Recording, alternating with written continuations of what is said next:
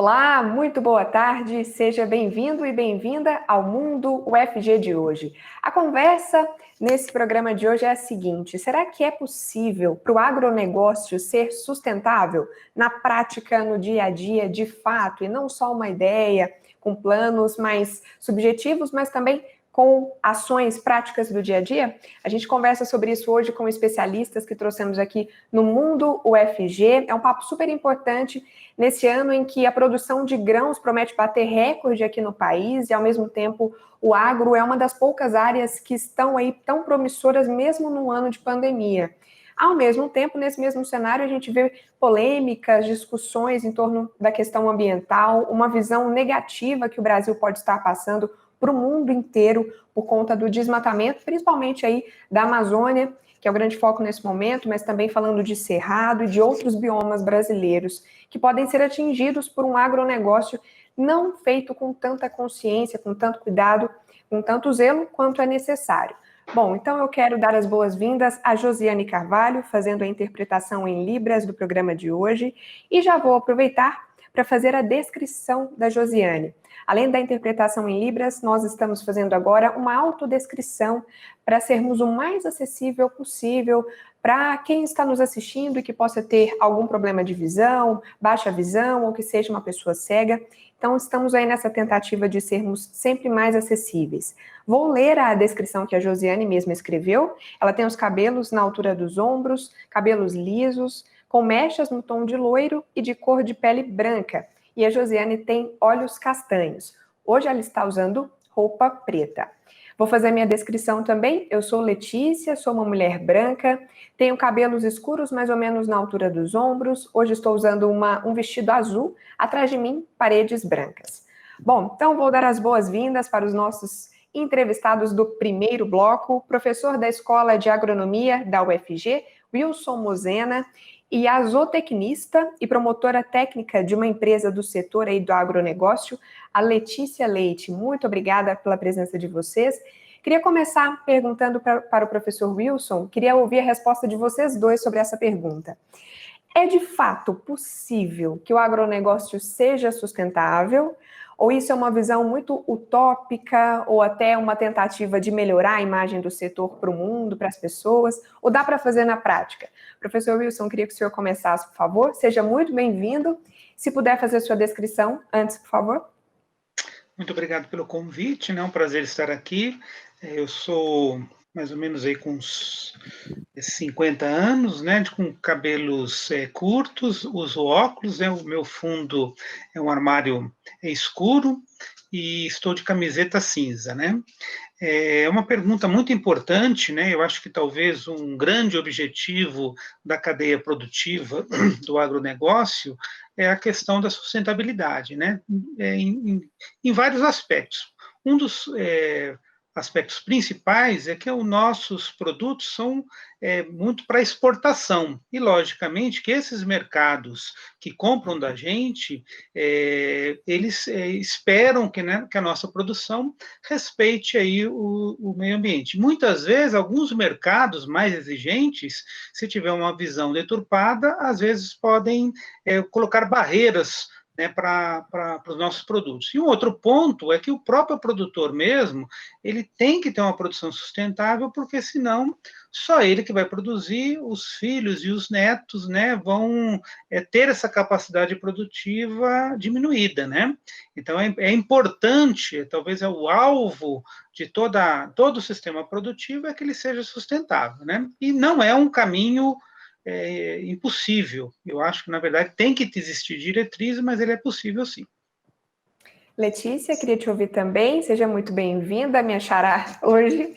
Quero agradecer a sua presença e queria que você começasse aí fazendo a sua autodescrição também, por favor. E respondesse a mesma pergunta. Ok. Boa tarde, Letícia. Boa tarde a todos que nos ouvem, nos assistem. Obrigada pelo convite. É um prazer estar aqui. Meu nome, então, é Letícia Leite, eu sou branca, tenho cabelo curto e liso, de coloração castanho. Estou utilizando o uniforme da empresa que trabalho, o qual é uma camisa branca, de botões e gola vermelha. Atrás de mim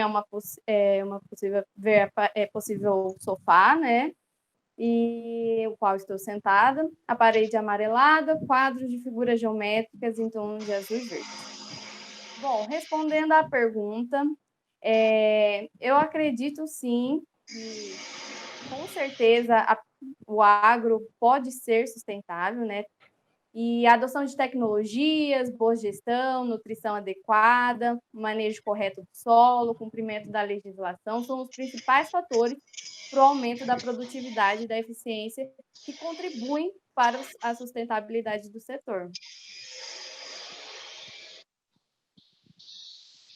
Aí, mas eu queria, professor, entrar em mais detalhes na agricultura especificamente. O que dá para ser feito para ser mais sustentável?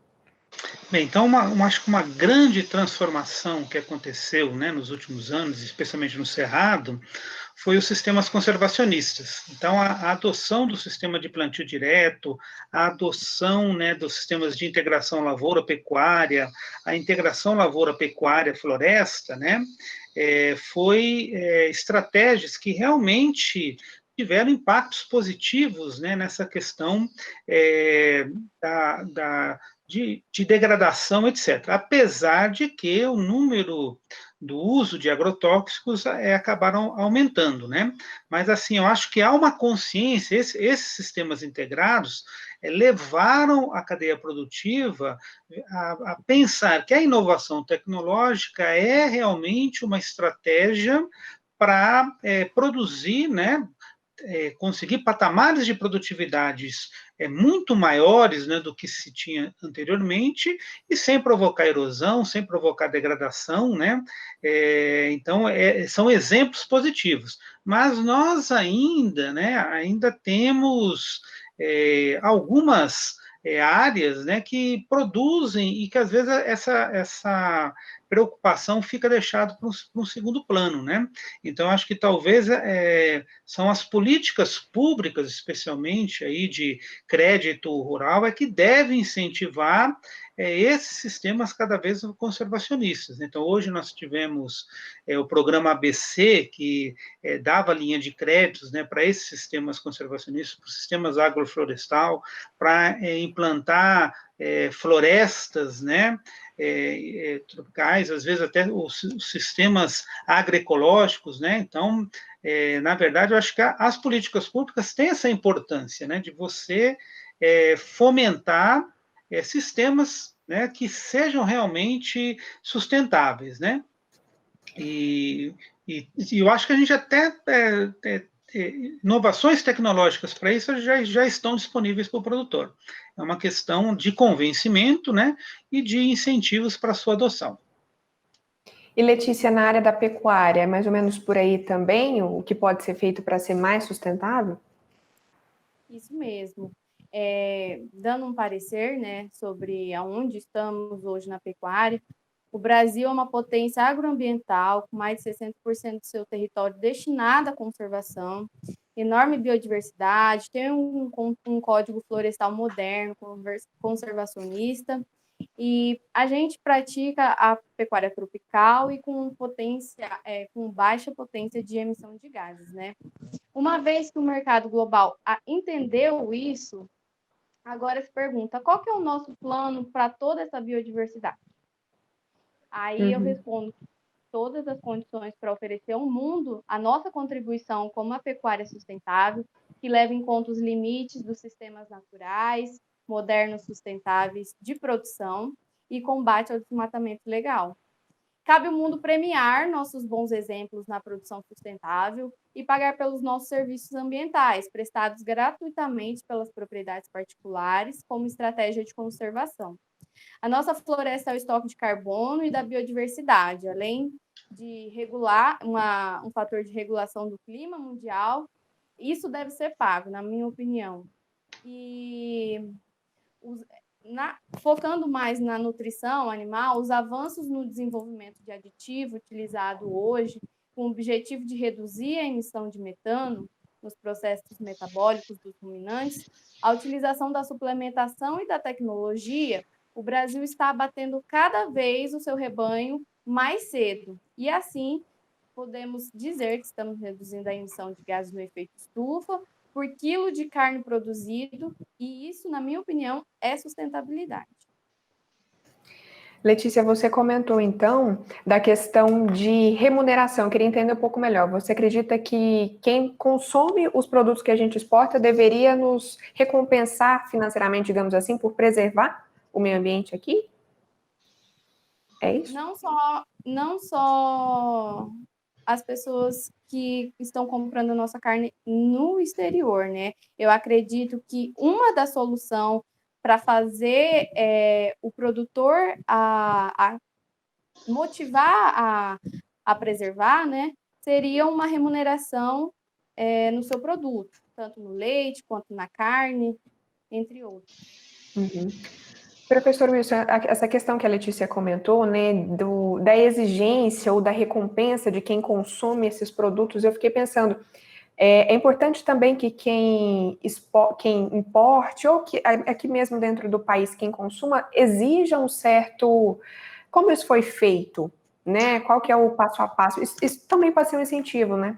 Com certeza. Então, eu vejo assim a chamada rotulagem ambiental, né? A rotulagem ambiental, nós podemos citar o selo orgânico, né? Que na verdade o selo orgânico da carne orgânica, da proteína animal orgânica, dos alimentos orgânicos, eles acabam tendo uma valorização, especialmente talvez até principalmente porque a demanda é maior do que a oferta, ela tem uma valorização de 30%, né? Para vocês terem uma ideia, hoje, Goiás, nós temos 2 usinas de cana-de-açúcar que produzem açúcar orgânico.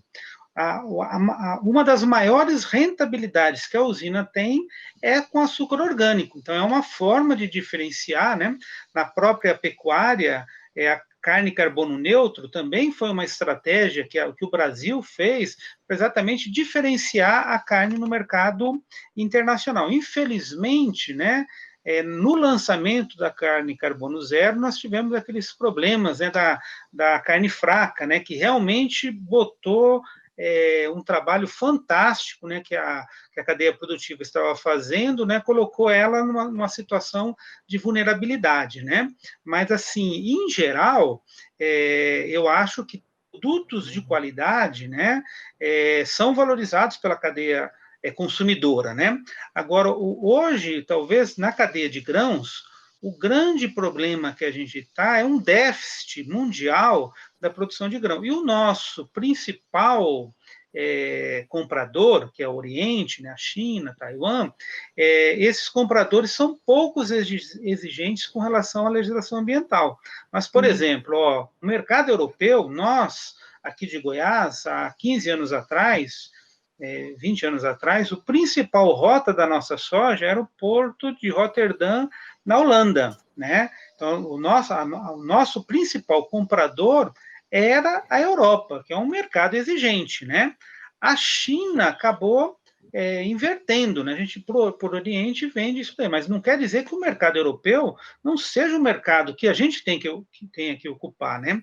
Então, eu acho que talvez a grande pressão é realmente do consumidor. Mas enquanto o nosso consumidor for, né, a China, que tem critérios, né, talvez assim, pouco rigorosos, talvez essa exigência não vai ser abordada. Mas a gente tem que pensar, né, por exemplo, a gente ocupou o açúcar orgânico na Alemanha, que é um dos mercados mais exigentes. Então, acho que a gente, assim, talvez um diferencial da nossa agricultura, da nossa pecuária, de toda a cadeia produtiva do agronegócio, é exatamente ocupar esses mercados que são mais exigentes e que vão, logicamente, valorizar essa rotulagem ambiental, né? Então, por exemplo, eu acho que o que aconteceu esse ano, a gente talvez precisava até avaliar o porquê de tantas queimadas que aconteceram nos biomas importantes, né? Eu estive esse final de semana, ontem mesmo voltando de São Paulo,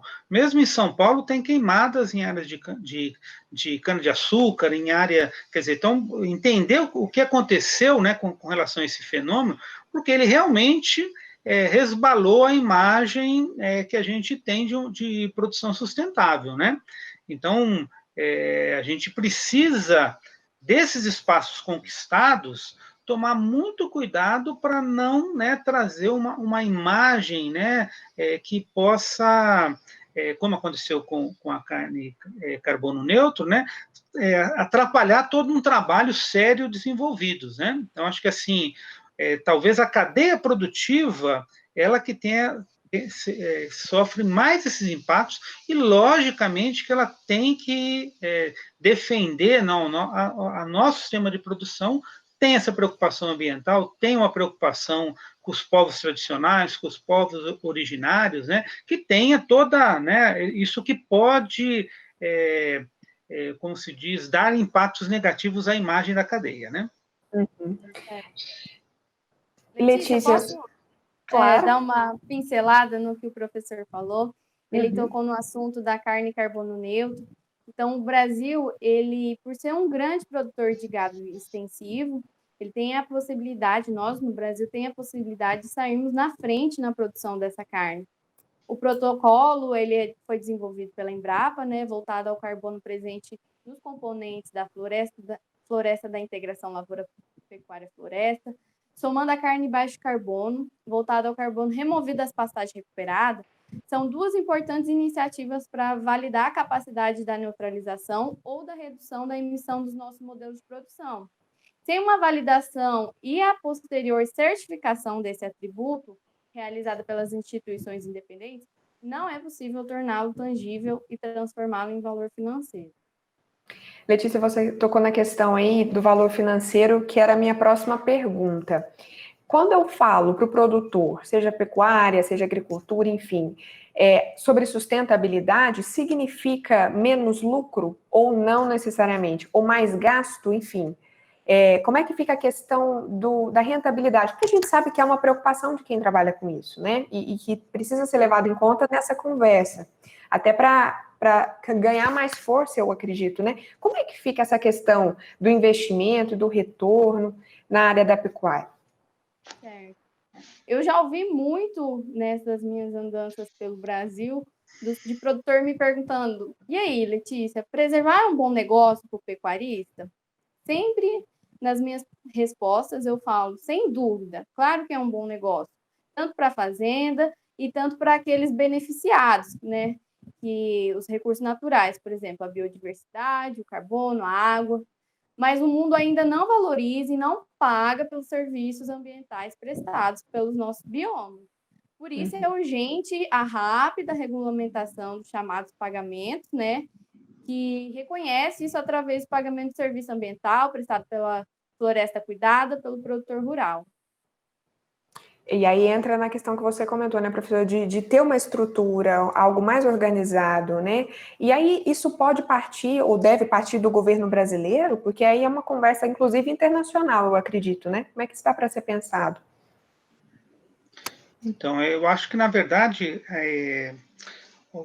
um dos setores econômicos que dependem de políticas públicas, né, é exatamente o agronegócio, né, porque é uma questão de segurança alimentar, né, quer dizer, se você não tem políticas que garantam uma produção de alimentos acessíveis à população, essa é a mola propulsora de grandes conflitos, etc. Então, todo o país, né, inclusive, por exemplo, a gente tem que competir com a Europa, com os países do hemisfério norte, que subsidiam a sua agricultura com recursos estratosféricos, né? Isso gera um modelo de agricultura que, na verdade, não é sustentável. Aparentemente, ele é sustentável, por quê?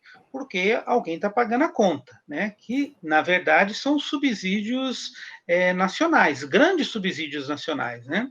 Então, na verdade, assim, no Brasil, teoricamente, a gente não tem uma cadeia produtiva do agronegócio subsidiada, indiretamente ela acaba sendo, né?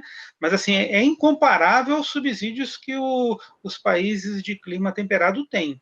Então, quando a gente vai pensar numa competitividade a nível internacional, isso traz um modelo, como se diz, não competitivo, né? Então, acho que esse é um ponto importante para ressaltar, né? Por exemplo, na Suécia, os produtores ganham para não fazer nada, né? Então, qual que é a visão que normalmente se tem do agricultor lá? Ele é o que cuida do território rural, ele, né, segura, é uma questão até em função das divisas lá, ele é um cuidador, né, do território nacional. Então, é uma visão, assim, muito diferente. Ele ganha um salário para não produzir leite, para não produzir bovinos, etc. Então, isso daí acaba causando várias distorções no mundo, né, em função disso. E às vezes você tem, por exemplo, nos Estados Unidos, uma agricultura pungente, altamente competitiva no algodão, na soja, mas que, se você olhar, ela não é sustentável economicamente e nem ambientalmente, né? Então, e às vezes, assim, se a gente pensar um modelo de agricultura e de pecuária projetado no que é a realidade americana, a gente é uma falésia, né? Na verdade, talvez, muitas vezes aconteça isso. A gente tem um grau de mecanização similar, né, ao dos Estados Unidos, mas lá todas as máquinas são subsidiadas e aqui o agricultor tem que pagar e paga, inclusive, os juros. Então, nós temos hoje um grau de endividamento do setor rural que ele é assustador. Tem gente que fala que a cifra é 1 trilhão, né? 1 trilhão é a dívida do setor rural. Então, isso faz o quê? E o agricultor ele fica dependente, né? E quase que o escravo da atividade, né? E muitas vezes é isso que porque eu falei que é um subsídio indireto. Então, a protelação das dívidas agrárias é uma forma que a gente acaba subsidiando indiretamente a agricultura. Mas isso mostra o quê? Que às vezes a gente usar modelos que não são adequados à nossa realidade local causa problemas de sustentabilidade. Então, acho que talvez assim o ponto importante, né, das universidades, das instituições de pesquisa, da Embrapa, é gerar tecnologias adaptadas. É aí que nós ficamos competitivos, é aí que nós... Então, por exemplo, o modelo de pecuária brasileiro é completamente diferente do europeu, e ele é mais sustentável, né? Ele é mais sustentável. Então, se você pensar que lá 20 unidades animais por hectare e dando, né, ração, confinando esses animais, ele é uma situação talvez mais insustentável do que a nossa com uma unidade animal, né, 2 unidades animais, né? Então, acho que assim, que também tem que ver isso, né? Às vezes é o que está por trás o subsídio é hoje um grande problema a nível mundial, né? E que a Organização Mundial do Comércio, vira e mexe, tem embates a respeito dessa questão. A gente está nos minutos finais desse primeiro bloco, mas eu queria muito que a Letícia comentasse dessa parceria da empresa onde você trabalha, Letícia, com a UFG. O professor comentou da importância, né, das instituições de ensino, das universidades, na geração de tecnologia, de conhecimento focado na realidade da produção brasileira, né, Letícia? Que exemplos de resultados dessa parceria você pode contar para a gente? Ok.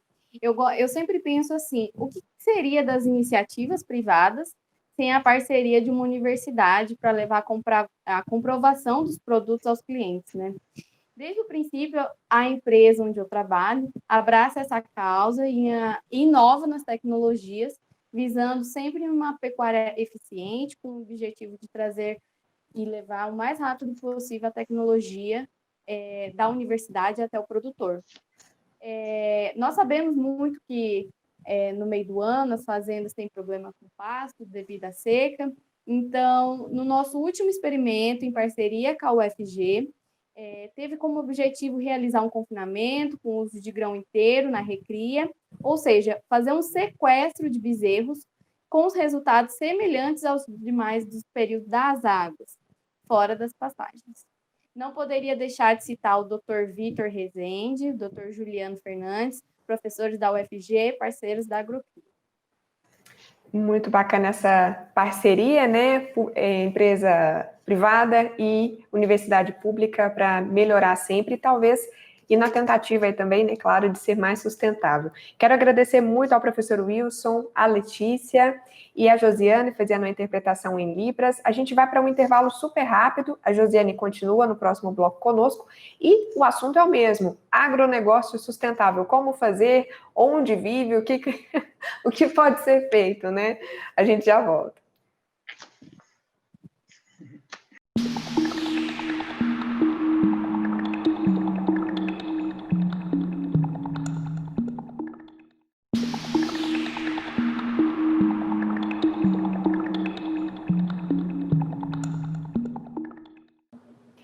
Olá, seja bem-vindo e bem-vinda de volta ao Mundo UFG. Hoje a nossa conversa é sobre agronegócio sustentável.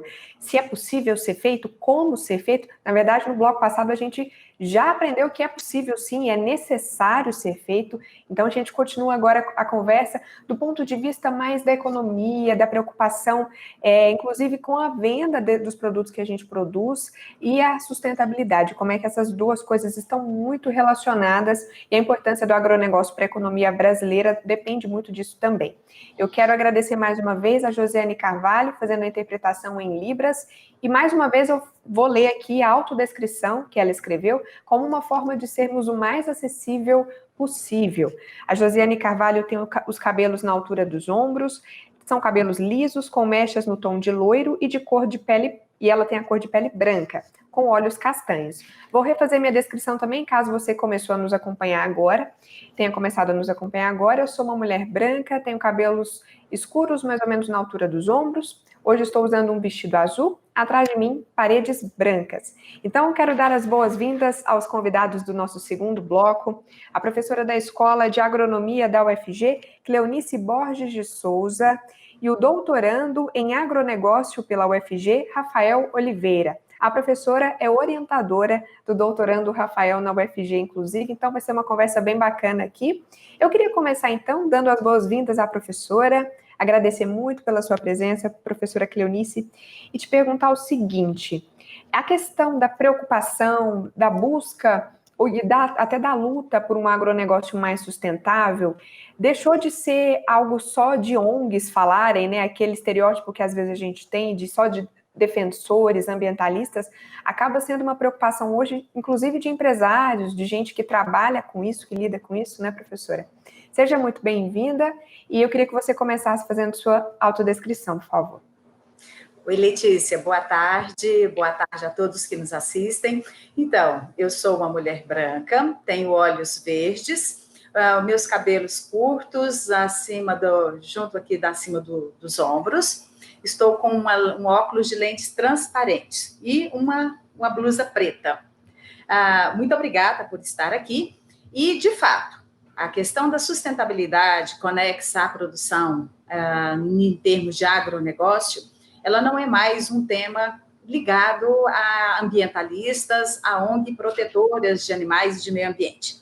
É uma exigência do mercado. Então, nós trabalhamos com um mercado que tem demandas muito específicas.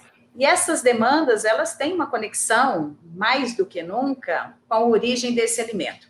Então, os nossos clientes, os nossos consumidores finais, sejam eles aqui no Brasil, seja em outras localidades, eles têm essa preocupação. Como que essa produção ela é desenvolvida? Que tipo de insumos que ela utiliza? Que cuidado que esse produtor tem com o meio ambiente, com o desmatamento, com o reflorestamento, proteção de nascentes, proteção dos trabalhadores, dos colaboradores que executam essa produção, porque quando ela é insustentável, ela também tem um malefício para a saúde dos colaboradores. E chegando à nossa mesa, qual a qualidade daquilo que nós vamos consumir? Então, hoje não tem como nós pensarmos numa produção agropecuária que esteja desconectada de perspectivas sustentáveis. E esse termo sustentável, ele é muito amplo. Minimamente, essa produção, para qualquer empresário, para qualquer investidor, ela tem que ser economicamente viável, isso é fato. Senão, não se mantém na atividade. Mas, além do econômico, o sustentável, ele insere minimamente o ambiental e o social. Pela via ambiental, qual é a preocupação que esse produtor tem com o meio ambiente? A qualidade do solo, a manutenção, a recuperação de áreas degradadas, a recuperação de áreas desflorestadas. E aí nós temos técnicas, temos tecnologia, nós temos ciências sendo desenvolvidas para poder dar suporte a isso. E pelo âmbito social, entra no cuidado com os colaboradores, no cuidado com a população, com o cliente final que vai consumir essa produção. Então, hoje, em termos de técnicas mais sustentáveis para a produção e que tem uma conexão muito forte com o econômico, já se questionava, produzir de forma sustentável, com esse cuidado com o meio ambiente, ele é caro? Vamos dizer que ele fica mais barato do que uma produção dentro dos padrões convencionais. Hoje nós temos técnicas de manejo de solo que têm a proficiência de trazer uma sustentabilidade, uma condição de produção por muito mais tempo nesse solo, uma vez que tem o manejo correto. Aí eu preciso utilizar os conhecimentos. Então, nós temos aí técnicas e tecnologias já bem sedimentadas. Fixação biológica de nitrogênio, nós temos técnica que entra no manejo, nós temos aí linhas, a integração lavoura, pecuária e floresta, em nós vamos fazer a produção integrada. Então, numa mesma área, eu posso fazer o plantio de árvores para ser comercializado em momento posterior. Enquanto essas árvores estão em crescimento, eu tenho a possibilidade de entrar com a cultura, seja de grãos, milho, soja, sorgo, e ao mesmo tempo fazer um plantio de uma pastagem e entrar com a criação de gado de leite, de gado de corte, pequenos animais, ovinos, caprinos. Então, é possível, ao ser feita essa integração, esse solo, essa região, ela vai estar muito mais qualificada para produzir por muito mais tempo. Isso traz rentabilidade para o produtor. Então, numa mesma área, ele consegue ter 2 ou 3 produções dentro de um determinado período. Isso, eu vou precisar de conhecimento, de tecnologia. Nós temos, o Brasil já é referência. Então, em termos de produção sustentável, e aí eu estou citando um exemplo, integração, fixação biológica de nitrogênio, em termos de política que já existe, com liberação de crédito rural para poder fazer o fomento dessas atividades, o produtor tem opção. E o mercado está de olho nisso. Então, nesse momento, particularmente, nós vimos alguns movimentos, ONGs, conexas à preservação ambiental, unidas ao setor produtivo, exportador de commodity. Por quê? Alguns embargos estão sendo feitos, ou a proposição de serem feitos, à comercialização brasileira, em função das queimadas e do desmatamento. E, professora, você tocou no ponto aí dos embargos. Eu queria muito ouvir o Rafael do ponto de vista da economia, né, por ter formação em economia. Eu estava lendo aqui algumas informações de que o agronegócio vai ser um dos poucos setores que deve crescer nesse ano de pandemia aqui no Brasil. Provavelmente vamos bater recorde de produção de grãos e que o agronegócio, se eu não me engano, é 1/5 do PIB brasileiro, é isso? Rafael, nesse cenário, é muito grave a gente correr o risco de embargos, como a professora Cleonice falou, né? Qual que é o impacto de perdermos vendas, perdermos exportação, perdermos negócio por conta dessa displicência em relação à sustentabilidade? Qual que é o impacto disso para a economia? Queria que você começasse fazendo sua autoapresentação, por favor. Seja muito bem-vindo. Obrigado, Letícia. Boa tarde, Letícia, professora Cleonice, a todos que nos assistem. Eu sou Rafael, eu sou um homem pardo, cabelos curtos, estou utilizando uma camisa xadrez, verde e preta, e estou em frente a uma parede branca usando um fone de ouvido também branco. Bom, Letícia, é muito complexo, né, essa questão dos embargos econômicos, e é um dos problemas, né, é uma das questões que os países que são especialistas em uma única produção ou um conjunto muito pequeno de produtos pode sofrer. Como você bem comentou, né, a pauta de exportação brasileira, cerca de 70%, né, ou até mais, são de grãos e itens do complexo de carne. Então, o embargo, né, de outros países, de grandes compradores, sem dúvida terá um grande prejuízo para a economia brasileira, porque nós teremos aí um excesso muito grande de produto que não vai ter um destino, não vai ter um consumidor final. Logicamente, né, após produzido, esse produto vai ficar na economia brasileira e ele vai começar a ser vendido no mercado interno a preços muito baixos. Então, é aquela história da oferta e demanda. Quando tem uma oferta muito grande de produto, o preço ele despenca. Então, no médio a longo prazo, caso, né, as questões ambientais não sejam colocadas como prioridade por esses agentes produtores, os problemas econômicos vão começar a surgir. Então, nesse primeiro momento, eu observo que muitos produtores rurais, na verdade, são grandes empresários, né? Quando nós falamos do agronegócio, algo que caracteriza esse setor da economia são os grandes números, né? Então, sem dúvida, são grandes atividades empresariais. Nesse primeiro momento, eles observam a questão ambiental, ou mesmo a questão de reduzir os passivos ambientais apenas como um custo. Mas no médio, né, e no longo prazo, eu diria até mesmo no médio prazo, né, de 2 a 3 anos, isso na verdade representa uma oportunidade. Então, aqueles agentes que conseguirem, né, adaptar o seu processo produtivo, conseguir externalizar um mercado que as práticas são de fato mais sustentáveis, eles vão sem dúvida conseguir burlar essa questão desse embargo comercial. Mas eu vejo que não é apenas uma questão do agente em si, tem que ser algo institucional. Então tem que partir do governo federal de criar políticas públicas que possam externalizar e garantir aos países compradores dos nossos produtos que de fato a nossa produção ela está mais sustentável, seja nos grãos, ou seja na carne, ou em qualquer outro produto. Rafael, no bloco passado o professor comentou, na verdade a Letícia comentou, da necessidade, segundo ela, de uma recompensa, entre aspas, de que países compradores dos nossos produtos possam nos pagar também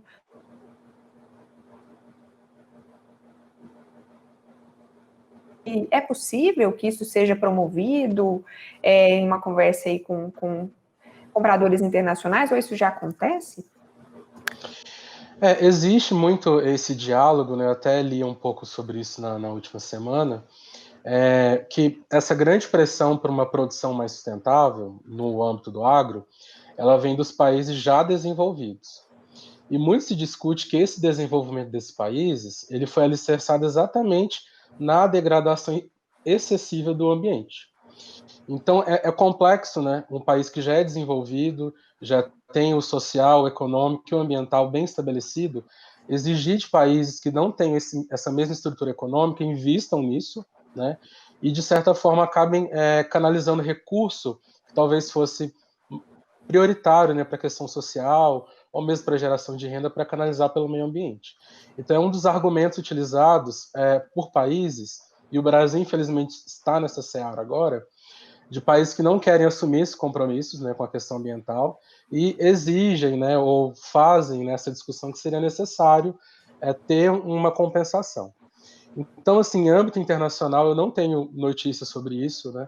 Existem algumas políticas públicas em nível estadual que acabam concedendo esse recurso financeiro para agentes que promovem a preservação. Aqui no estado de Goiás teve um projeto que era o Produtor de Água, que era um projeto desenvolvido pela Saneago, que concedia recurso financeiro para reparar danos ambientais em propriedades e, de uma certa forma, acabava gerando um aporte financeiro aí para esse produtor que se tornou mais sustentável. Foi um programa piloto no ano de 2015, mas que não teve continuidade, mas foi uma experiência muito interessante. E em outros estados também já tem programas de referência. Em Minas Gerais, na cidade de Extrema, já é algo assim bem consolidado, o programa de pagamento por serviços ambientais. Mas em âmbito internacional, com esses países que exportam commodity, não tem nada de concreto ainda que possa ser comentado aqui. Uhum. Professora Cleonice, eu pensei muito na questão social que você comentou também, né? A gente fala muito da economia e do meio ambiente, mas de que forma a maneira como se produz, como se faz o agronegócio num país impacta as pessoas que vivem nele? Impacta, Letícia. Impacta, nós, desde a década de 60, meados da década de 60, o Brasil, ele acompanha um êxodo rural muito significativo. Então, o país começou um processo de industrialização, precisava de mão de obra para esse processo, e a tecnologia começou a ser inserida no meio rural. Então, nós já temos um princípio aí de desemprego, de mão de obra ociosa, a partir desse período. E isso avançou bastante. Nós estamos no momento em que a tecnologia ela tem sido pensada em todos os motes para todos os elos produtivos. E o agronegócio, ele tem tecnologias específicas para o seu desenvolvimento, para o seu processo produtivo, e muito tem sido pensado e será desenvolvido ainda. Esse processo tecnológico, ele tem essa característica de ser dispensador de mão de obra. A tecnologia, na maioria das vezes, aí eu estou citando o agronegócio, mas no segmento industrial, comercial, é uma realidade. Então, você ter ociosidade de mão de obra. Por outro lado, a exigência de uma mão de obra com uma outra qualificação até então não demandada. Então, para poder dar conta de lidar, de trabalhar com essa tecnologia de grande vulto, você precisará de uma mão de obra sempre cada vez mais com a qualificação diferenciada. E essa mão de obra ociosa, ela gera um problema social muito significativo. E entra na mesma linha que o Rafael falou, da necessidade de políticas públicas específicas para qualificar essa mão de obra. Você precisa de escolarização, você precisa de cursos de qualificação técnica, você precisa de programas de moradia, inclusive de alimentação, porque você entra aí na questão de segurança alimentar e nutricional para essa população. Então, que se torna ociosa a partir da entrada cada vez mais significativa da tecnologia no meio rural para desenvolver as atividades. Mas o produtor, ele quer essa tecnologia porque ela se torna muito eficiente. E, inclusive, eficiência com o uso dos recursos naturais. Então, você tem aí tecnologias de irrigação que trabalha com aferição de temperatura, de umidade, para poder fazer a dispensação de água somente quando a terra estiver com escassez hídrica. Isso é muito benéfico. Você trabalha com um recurso que é escasso, que é a água, e a tecnologia ela vem a serviço dessa sustentabilidade. Então, ela traz esse benefício para a produção, para o meio rural também. As tecnologias, enquanto você precisaria, há 30 anos, de 100, 200 trabalhadores para poder fazer um processo de limpeza de área, de plantio e de colheita, uma máquina faz esse serviço hoje, superando um número muito maior, inclusive, de trabalhadores.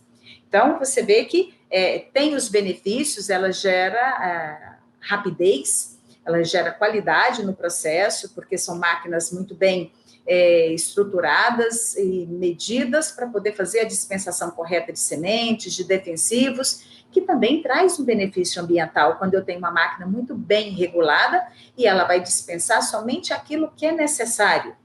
Então, você tem um problema social, que é a dispensação de mão de obra, a liberação, mas você tem uma melhoria, uma possibilidade de melhoria das condições ambientais a partir dessa tecnologia também, e o aumento da produção. E o que se torna significativo é que essa tecnologia, ela tem a possibilidade de auxiliar a produzir mais alimentos, mantendo a mesma área que nós temos hoje já habilitada para isso, sem que nós precisemos entrar em mais áreas, fazer desmatamento de novas áreas. Mas nós lidamos com seres humanos, nós temos um processo de capitalista envolvido aí no meio. Então, as pessoas, por sua vontade, também negligenciam a tecnologia, porque é necessário fazer investimentos, você precisa ter uma robustez de gestão para usar essa tecnologia e fazer esse uso mais sustentável. Professora Cleonice, você comentou aí da questão da sustentabilidade ser não só econômica, mas também social, né, enfim. E eu fiquei me lembrando aqui da recente alta de alguns produtos do arroz, por exemplo, de como isso tem uma relação tão direta com a exportação. Então, o arroz é feito aqui, mas pela relação com valores de exportação, às vezes ele fica mais caro para a gente, né?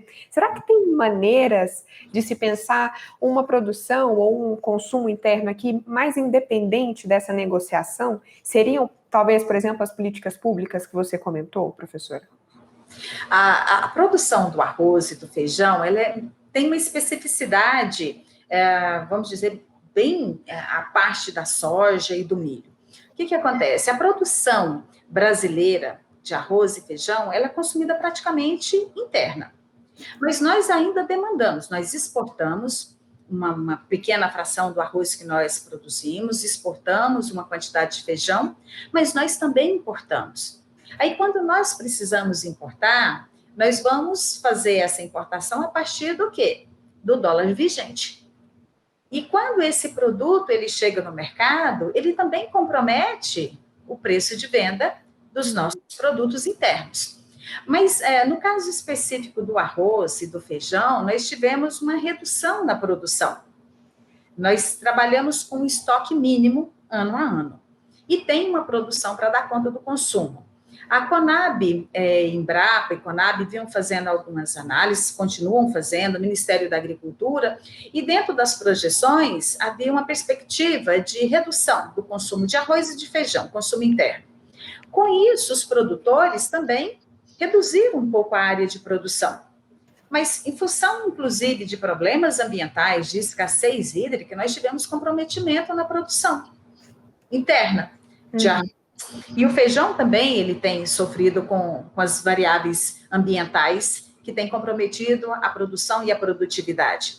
E aí entra naquilo que o Rafael falou, é lei de mercado, oferta e demanda. Então, eu tenho uma oferta reduzida, obviamente, o preço desse produto, ele vai ser inflacionado no mercado interno, atrelado aos valores de importação que nós praticamos quando nós complementamos a produção, a aquisição para o consumo interno. Isso se dá em várias frentes, mas não é só também a partir da quantidade de arroz ou do preço do arroz que nós importamos. Uma boa parte da tecnologia que nós utilizamos para os processos produtivos, essa tecnologia de ponta que eu me referi há pouco, o Brasil importa boa parte dessa tecnologia. E esse processo de importação, ele é balizado pela variável cambial. Então, quando eu tenho uma movimentação nessa variável cambial, ela altera e compromete o preço de todos os demais produtos que são produzidos a partir dessa tecnologia que eu preciso importar. Entendi. Bom, infelizmente a gente está nos minutos finais, passa muito rápido. Eu queria ouvir o Rafael, mesmo nos últimos minutinhos, sobre a sua pesquisa, Rafael, que é sobre o ensino, né, dessa questão sustentável na agricultura. Eu queria que você também divulgasse aí como é que o pessoal pode participar, qual que é a importância desse tipo de pesquisa, né, sobre a educação para esse tema. Ok. Primeiro, eu quero agradecer a oportunidade de poder divulgar minha pesquisa aqui. É super importante dar publicidade àquilo que nós fazemos na universidade. E neste momento, né, de pandemia, se faz necessário utilizar essas ferramentas tecnológicas para conseguir, de fato, realizar a pesquisa. Então, a minha pesquisa, ela estuda a questão da sustentabilidade ambiental, que é esse processo complexo, né? Chegar no equilíbrio entre essas três variáveis, o econômico, o social e o ambiental, né? Não ficar apenas priorizando os elementos econômicos, mas conseguir uma harmonia entre esses temas. E minha proposta é fazer essa discussão no âmbito do agronegócio, que é uma discussão recorrente, que já é feita por vários pesquisadores, mas a inovação que eu trago nesse projeto, nessa pesquisa, é dentro desse ambiente do agro, da sustentabilidade, inserir a questão do ensino. Então, como está sendo formados profissionais que vão atuar diretamente no mercado, o engenheiro agrônomo, o médico veterinário, e também aqueles profissionais que vão ficar destinados exclusivamente ao ensino e atividade de pesquisa. Então, como esse processo está sendo feito? Então, é uma pesquisa interessante, importante para Goiás, porque o foco é o estado de Goiás, né? Na verdade, eu faço a pesquisa aqui na própria UFG, então eu quero avaliar como está sendo esse processo na UFG e aproveitar o espaço para convidar todas aquelas pessoas que se interessam pelo tema para participar da minha pesquisa. Em relação à pesquisa, os questionários que eu preciso aplicar, eles são destinados a professores e estudantes de graduação e pós, da Escola de Agronomia, Escola de Veterinária e Zootecnia da UFG. E também professores e discentes, né, alunos do CIAGRA, que é uma unidade acadêmica da Universidade Federal de Jataí, que há pouco tempo era também, né, UFG. Então, todos que assistirem esse programa, quiserem participar, que fazem parte desse público que eu relatei, eu vou deixar meu Instagram, e lá no Instagram vai ter um post falando da pesquisa, e vai ter o link dos questionários. Tá? Então, tem um questionário para cada grupo. Um para professores, um para alunos de graduação e um para alunos de pós. Quem sentir interesse, por favor, me ajude, participe, vai estar contribuindo para a minha formação também, como doutor, e principalmente para o desenvolvimento da ciência em Goiás, pensando em Goiás, tá bom? Então, eu vou deixar meu Instagram, e quem tiver interesse, é só entrar. E aquelas pessoas também que sentirem interesse pelo tema, quiserem conversar também, fiquem à vontade, tá bom? Então, meu Instagram é @Rafael, normal, R-A-F-E-L, underline, Souza, 0206. Então, @Rafael, underline, Souza, 0206. Então, desde já agradeço muito todos aqueles que se dispuserem a participar. Muito obrigado. Vamos lá participar, pessoal, vamos participar da pesquisa, contribuir com esse assunto, né? Professora Cleonice, Rafael, muitíssimo obrigada pela conversa. Infelizmente, nosso tempo acabou. Josiane, muito obrigada pela interpretação de hoje. E obrigada a você pela companhia, pela audiência. Continue acompanhando a programação da TV UFG e até a próxima.